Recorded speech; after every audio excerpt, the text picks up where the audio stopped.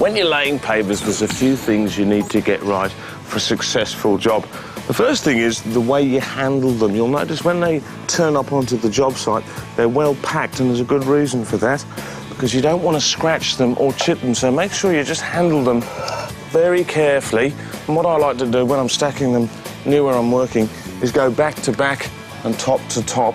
Now, the paver we're using is made by Boral. It's a 400 by 400 by 40 mil paver from their Coast range, and this particular one is called Shell, and it's a lovely, classy look. And what you'll notice with these, and you do get this with a lot of the Boral pavers, is they have these lugs on the side, and there's a very good reason for that, because when you're laying with any paver, you should always have a gap between the pavers into which your grout sand goes, and that will prevent any chipping and also keep your lines nice and straight. So those lugs just help when you're laying the pavers. Now, another good tip for you, in a job like this or any job, wherever possible, always try and lay along the longest straight edge, and always keep an eye on the lines. They're the things that really stand out. These lines through here where your grout sand will go. Always try and keep the job nice and square. If you get it all offset, it looks very ordinary and very unprofessional. And when you actually lay the pavers, just get them down nice and flat, like so,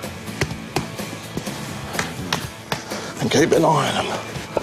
And what I like to do too is just get your level or the straight edge, or for bigger jobs, set up a string line and just put the level on the side of the pavers, and you'll soon find out if you're losing your way a little bit, and you can just nudge the paver over and keep them nice and straight, and then you can keep going.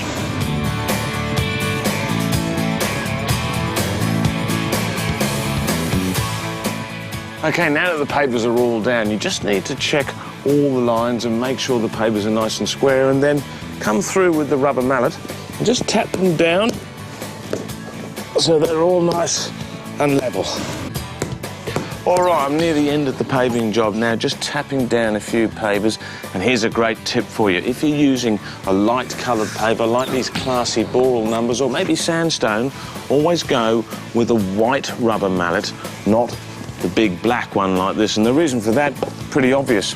With the white rubber, you won't mark the pavers. With the black rubber, which is good for dark pavers, but on the light colours you'll get nasty rubber marks on them. So go the white on the white and the black on the dark colours. And here's another good tip for you.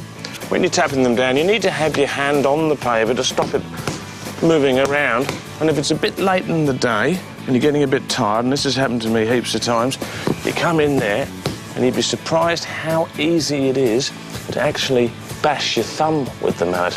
And trust me, that hurts. It's not too bad with a light white mallet like this one. I'm telling you, if you get stung by the black mamba, you're going to know about it. It'll bring tears to your eyes. And that raises another good point.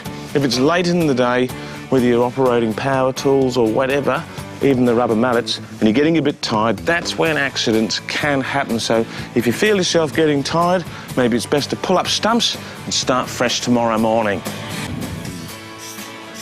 Where if you've got an exposed edge on your paving, like we have around here where it meets the turf, you need to contain that with a collar or haunch of mortar or concrete. Now, that's very important.